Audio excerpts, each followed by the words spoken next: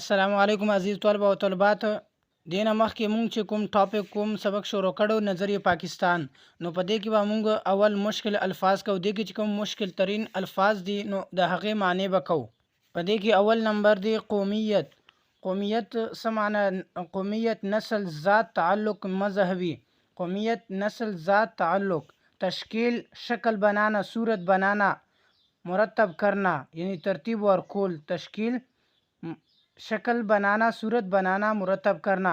मगरबी मुफक्किरीन, यूरोप के फ़िक्र करने वाले लोग. अहले मगरब, यूरोप वाले लोग. वसअत मानदा फराखी, गुंजाइश, फैलाव. जोग्राफियाई हदूद मानदा ज़मीन की बुनियाद पर. अक़लियत से मानदा अक़लियत फ़िरक़े तो वही कलील, वो कौम जो तादाद में तोड़ी हो. हाँ कौम च तादाद की कमी अक़लियत हगे तो वही लका ज़मुंग प मल्क ईसायान शवल, हिंदुआन शवल, सिकान शवल, दा अक़लियत थे. बिस्मिल्लाहिर्रहमानिर्रहीम. यह ये समझ लेना ज़रूरी है कि दुनिया में कौमियत की तश्कील के दो बुनियादें हैं. एक वो जो मग़रबी मुफ़क्किरीन ने कायम की है और दूसरी वो जो रसूल मकबूल सल्लल्लाहु अलैहि वसल्लम की कायम हुई है. दलता दा ज़रूरी दी कि द दुनिया कौमियत जो कुम शक्लुना दी हगा डिवाइड शवी दी यानी पर दो बुनियादों बांधे. यो हगा बुनियाद चे कुम मगरब मुफक्किरीन दे यानी यूरोप वाला जो कुम खलक थी कुम कसान दी मुफक्किरीन फ़िक्र करने वाला, यूरोप में जो फ़िक्र करने वाले लोग हैं उसकी बिना पे. और दूसरी वो जो रसूल मकबूल सल्लल्लाहु अलैहि वसल्लम की कायम हुई है. यो हगा दी मुफक्किरीन चे हगा मगरबी मुफक्किरीन दी यूरोप वाला. और दोम हगा चे रसूल मकबूल सल्लल्लाहु अलैहि वसल्लम यानी रसूलुल्लाह सल्लल्लाहु अलैहि वसल्लम पे खबर बांधे अमल और हगा चे कुम अमाल कड़ी पे आगे बांधे अमल कोल आगे कारून बांधे अमल कोल हगा कारून कोल नुदा कायम दल दी. अहले मगरब ने ख़ानदानी, नस्ली और कबायली बुनियादों में ज़रा वसअत पैदा करके कौमियत की बुनियादी जोग्राफियाई हदूद पर इस्तवार किए.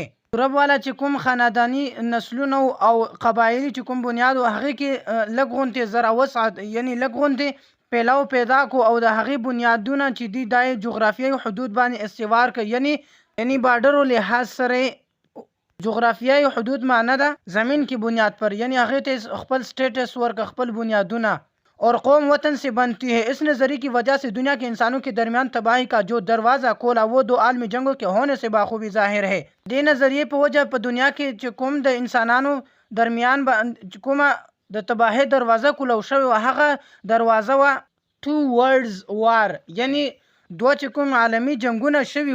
पहला जंग अज़ीम चे शवे दा 1914 ना 1919 पोरे और दोम चुकुम जंग अज़ीम शवे दा 1939 न 1945 पूरे दा दो जंगुना शवी.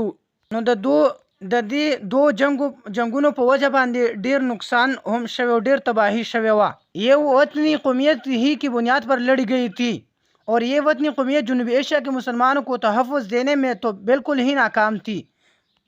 दा दो आलमी चुकुम जंगुना शवी दा वतनी कौमियत पर बुनियाद बांधे शवी और दा वतनी कौमियत चे दे दा जनूबी एशिया चुकुम मुसलमानान हक़ी द तहफ़्फ़ुज़ द पारे मतलब द हक़ी त तहफ़्फ़ुज़ नशो वरकुड़े वर तहफ़्फ़ुज़ नशो वरकोले बिल्कुल नाकाम पा हक़ी के क्योंकि जनूबी एशिया के मुसलमान उस नज़रिए के तहत एक मजबूर अक़लियत बन जाते और जनूबी एशिया चुकुम मुसलमानान द दे नज़रिए पर तहत बांधे हगा मजबूर शो और लग शवल अक़लियत बन जाते अक़लियत जोड़ कर शो यानी मुसलमानान का मेरा आलता मुसलमानान कम शवल. कौमियत की दूसरी बुनियाद वो है जो रसूलुल्लाह सल्लल्लाहु अलैहि वसल्लम ने मिल्लत इस्लामिया की तश्कील करते वक़्त कायम फरमाई और जो मगरब के तसव्वुर कौमियत से जुदा है जैसा कि अल्लामा इकबाल ने भी फरमाया है. कौमियत द्विम बुनियाद हक़ रसूलुल्लाह सल्लल्लाहु अलैहि वसल्लम द उम्मत इस्लामिया द पारा द कौमियत द्विम बुनियाद हक़ वो चे रसूलुल्लाह सल्लल्लाहु अलैहि वसल्लम द मिल्लत इस्लामिया द पारा कुम वक्त तश्कील खड़े पर वक्त बाई कायम खड़े हो यानी रसूलुल्लाह सल्लल्लाहु अलैहि वसल्लम द मिल्लत इस्लामिया द पारा चुकुम द कौमियत बुनियाद दिखे हो हगा वक्त नो हगा द मगरबी तसव्वुर कौमियत न जुदा हो संग चे जैसा कि अल्लामा इकबाल ने भी फरमाया है. संग चे अल्लामा मोहम्मद इकबाल पर यो शेर के फरमाइली दी अपनी मिल्लत पर क़ियास अक़वाम मग़रिब से ना कर, ख़ास है तरकीब में कौम रसूल हाशमी। उनकी जमीयत का है मुल्क व नस्ब पर इन्हिसार, क़ुव्वत मज़हब से मुस्तहकम है जमीयत तरी। यानी द दې چې کوم سیمپل مفهوم دی هغه داسې دی، یعنی ملت معنا قوم، قیاس معنا د اندازه. اقوام مغرب موازنه کوي د یورپ والا چې کوم خلق دي، نسب ویل شي خاندان ته. یعنی اپنی ملت پر قیاس اقوام مغرب سے نہ کر، یعنی په خپل ملت باندې اندازه ما اخله د هغه قوم سره چې قوم یورپ والا قوم دی، یعنی د یورپ والا قوم سره موازنه مه کوه. خاص ہے ترکیب میں قوم رسول اللہ صلی اللہ علیہ وسلم ہاشمی، یعنی عمل کے لیے جو نبی صلی اللہ علیہ وسلم کی قوم ہے وہ بہترین طریقہ ہے، وہ خاص قوم ہے. یعنی خاص ہے ترکیب میں قوم رسول ہاشمی، یعنی د رسول الله صلی الله علیه وسلم چې کوم قوم او کوم خلق هغه خاص خلق، یعنی د عمل کے لیے د عمل د پاره جو نبی صلی الله علیه وسلم کی قوم ہے، یعنی د نبی علیہ الصلوۃ والسلام چې کوم قوم ہو هغه بهترین قوم او بهترین طریقه و د هغه او هغه خاص، یعنی د دین مراد اصحاب کرام دی. ان کی جمعیت کا ہے ملک و نسب پر انحصار، جمعیت معنی د جماعت. ان کی جمعیت کا ہے ملک و نسب پر انحصار، د هغه جماعت چې کوم انحصار او کوم نسب هغه په ملک باندې. قوت مذهب سے مستحکم ہے جمعیت تری، قوت مذہب سے مستحکم ہے جمعیت تری. یعنی اصحاب کرام رضی اللہ تعالی عنہ اجمعین دا د مذهب په لحاظ سره ډیر مستحکم او ډیر مضبوط وو. صحابه کرام رضی الله تعالی عنہ چې کوم جماعت و هغه ډیر مستحکم و، ډیر مضبوط جماعت و. مسلمانوں کی قومیت ایک نظریاتی قومیت ہے جو لا الہ الا اللہ پر قائم ہے. د مسلمانانو چې کوم قومیت ته دا نظریاتی قومیت ته چې دا قائم دی په لا الہ الا اللہ باندې، یعنی ایک نسل رنگ اور وطن کی بنیاد پر نہیں. دا قومیت چې دی د مسلمانانو یو نظریاتی قومیت چې دا صرف اور صرف په لا الہ الا اللہ باندې قائم دی، دا په نسل په رنگ او په وطن باندې نه دی قائم، دا هغې په بنیاد باندې نه دی قائم شوی، دا صرف قائم شوی دی په لا الہ الا اللہ محمد رسول اللہ باندې. بلکہ ایک نظریہ، ایک عقیدے اور ایک کلمے کی بنیاد پر وجود میں آئی ہے. دا چې کله راغلی دی نو په یو نظریه باندې، یو عقیده باندې او یو کلمه په بنیاد باندې په وجود کې راغلی دی، اور اس نظریاتی پہلو کو نمایاں کرنے کے لیے اسے ملت کہا گیا ہے او دیتا ویل شوی دی. او هغه نظریاتی چې کوم کارونه دی نمایاں کېدو دپاره دیته ملت ویل شوی دی. ایسی نظریات قومیت میں ہر نسل، ہر رنگ اور ہر جغرافیائی خطے کے لوگوں کے لیے جگہ ہوتی ہے. اور حقیقت یہ ہے کہ جنوبی ایشیا کی مسلمانوں کو، جن میں ہر نسل، ہر رنگ اور مختلف جغرافیائی خطوں کے لوگ شامل تھے، یعنی په دې کې د جنوبی ایشیا چې څونه مسلمانانو هغه کا د هر نسل والو، د هر رنگ والو، مختلف جغرافیائی خطوں والو په دې کې شامل ہو.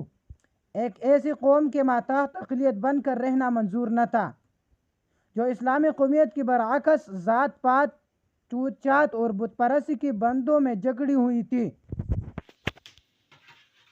چنانچہ انہوں نے اپنی جداگانہ قومیت یعنی اسلامی قومیت کی بنیاد پر اپنے لیے ایک جدا وطن کا مطالبہ کیا، لیکن هغوی خپل جداگانہ قومیت یعنی د اسلامی قومیت پر بنیاد باندې د خپل جدا وطن مطالبہ کا، جس میں وہ اپنے عقیدے، اپنے نظریے زندگی، اپنے طرز معاشرت کے مطابق زندگی بسر سکے، چې هغه د خپل عقیدے، د خپل نظریے زندگی او د خپل معاشرے مطابق زندگی تیرہ کی، اور ایک مسلمان کی حیثیت سے دور جدید کے چیلنج کا مقابلہ کر کے اپنے مستقبل کو سنوار سکے، او چې بطور د یو مسلمان حیثیت مطابق دور جدید یعنی د هغه دور چې کوم اهم ضرورتونو هغې د چیلنج مقابلې په تور باندې او خپل مستقبل دپاره جوړ کړي شي. نو مسلمانانو دا غوښتل چې موږ ته د یو بیل ملک، یو بیل وطن دی راکړی شي او موږ ته د یو بیل وطن جوړ کړی شي، یعنی موږ دی جدا کړی شو.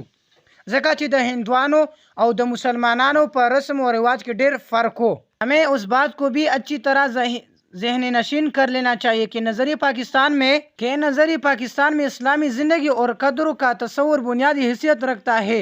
अखुवत, मसावत, अदल, दयानत, खुदा तरसी, इंसानी हमदर्दी और अजमत किरदार के बगैर नज़रिए पाकिस्तान को फ़रोग़ नहीं हो सकता। मूंग ته په دې خبره باندې ذهن نشین پکار دی چې نظریه پاکستان دا د اسلامي زندګۍ د تیرولو یو تصور بنیادی طور باندې حیثیت باندې یعنی یو تصوري بنیادی حیثیت لري. یعنی دا چې مونږ اسلامي زندګۍ اسلام چې مونږ ته کوم د زندګۍ اصول را خودلی دي نو په هغه د عمل وکړي شي او د اسلام مطابق ته مونږ په هغه باندې عمل وکړو او په هغه باندې د زندګۍ تیر کړو. اخوت، مساوات، عدل، دیانت، اخوت، ورورولي، مساوات، برابروالی، عدل، دیانت، خدا ترسی او د انسانانو سره همدردی او د عظمت کردار نه بغیر دا نظریه پاکستان ته فروغ نشي ورکولی او ناممکن دی. नज़रिए पाकिस्तान का मकसद महज एक हुकूमत कायम करना नहीं था. द नज़रिए पाकिस्तान मकसद सिर्फ दा मकसद न हो कि वो हुकूमत कायम करी शी, क्योंकि मुसलमानों की हुकूमत एशिया और अफ्रीका में पहले से मौजूद थी. په एशिया کې او په افریقا کې د مسلمانانو حکومتونه د دین مخ کې هم موجود و. नज़रिए पाकिस्तान का मकसद इस्लामी उसूलों की तरोीज व इशाअत और अहल आलम के लिए मिसाली ममलिकत का नमूना फराहम करना है. د नज़रिए पाकिस्तान मकसद دا و چې د اسلامي کوم اصول دی هغه ته ترویج یعنی اشاعت ملو کړی شي، یعنی هغه د اسلامي اصول چې دې ته د وضاحت ملو کړی شي او اهل عالم چې کوم او دا د اسلام د نظریه پاکستان مقصد دا و چې هر څه د اسلامي د زندګۍ او د اصولو مطابق اشاعت وکړي شي او اهل عالم د پاره دی یو مثال یو نمونه قائم کړي شي. د نظریه پاکستان مقصد داو د نظریه پاکستان مقصد داو چې پاکستان دی د اسلامي اصولو